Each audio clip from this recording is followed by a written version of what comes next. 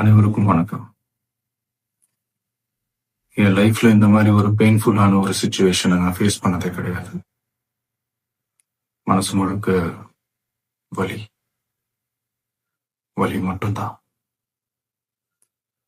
இந்த சுற்றுப்பயணத்துல என்னென்ன மக்கள் பார்க்க வர்றாங்க. அதுக்கு ஒரே ஒரு காரணம் தான்.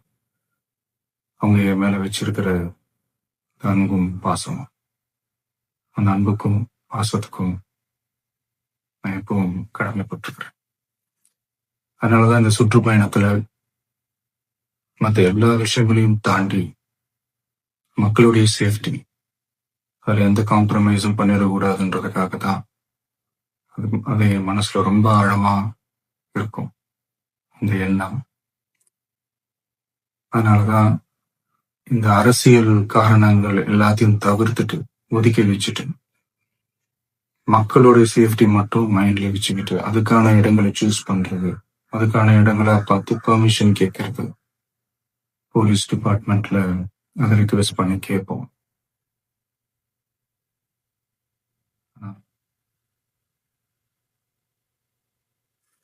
நடக்கக்கூடாதது நடந்துருச்சு.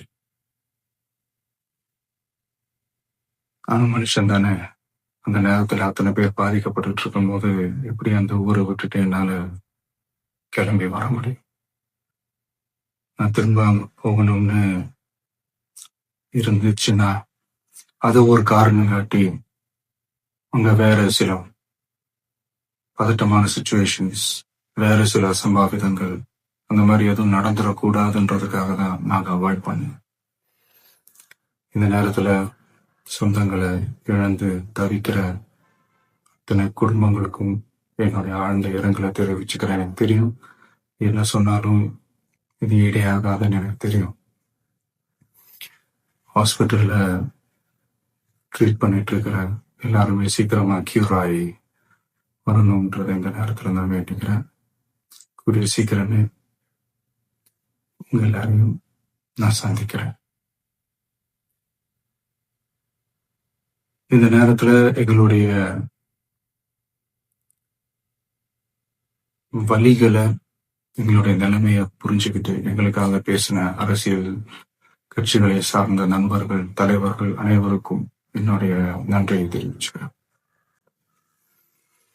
கிட்டத்தட்ட ஒரு 5 மாவட்டத்துக்கு பிரச்சாரத்துக்கு போனோம். இது மாதிரி எதுவுமே நடக்கல. ஆனா கரூர்ல மட்டும் ஏன் எப்படி நடக்குது, எப்படி நடக்குது?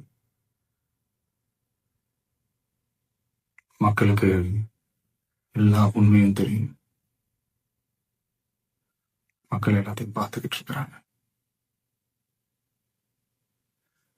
கரூரை சேர்ந்த அந்த மக்கள் அந்த உண்மையெல்லாம் வெளியில சொல்லும் போது எனக்கு கடவுளே நேர்ல வந்து இறங்கி அந்த உண்மைகள்லாம் சொல்ற மாதிரி எனக்கு தோணுச்சு.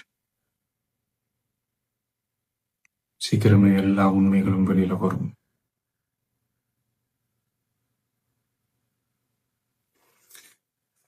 எங்களுக்கு தரப்பட்ட இடத்துல நாங்க போய் அந்த அந்த ஸ்பாட்ல நின்று நாங்க பேசிட்டோம். அதை தாண்டி எந்த தவறும் எங்க சைட்ல நாங்க எதுவுமே செய்யல. பட் இருந்தாலும் எங்க கட்சியை சேர்ந்த நிர்வாகிகள், தோழர்கள் மேல எஃப்ஐஆர், அது மட்டும் இல்ல சோசியல் மீடியாவை சேர்ந்த நண்பர்கள், தோழர்கள் அவங்க மேல எஃப்ஐஆர்லாம் போட்டு பிடிச்சிட்டு இருக்கிறாங்க.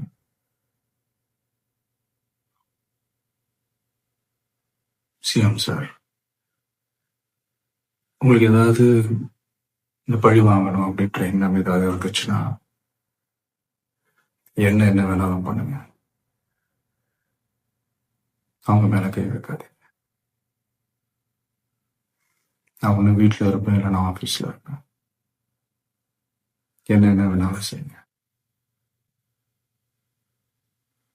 நண்பர்களே, தோழர்களே, நம்மளோட அரசியல் பயணம் இன்னும் ஸ்ட்ராங்கா, இன்னும் தைரியத்தோட கண்டினியூ ஆகும்.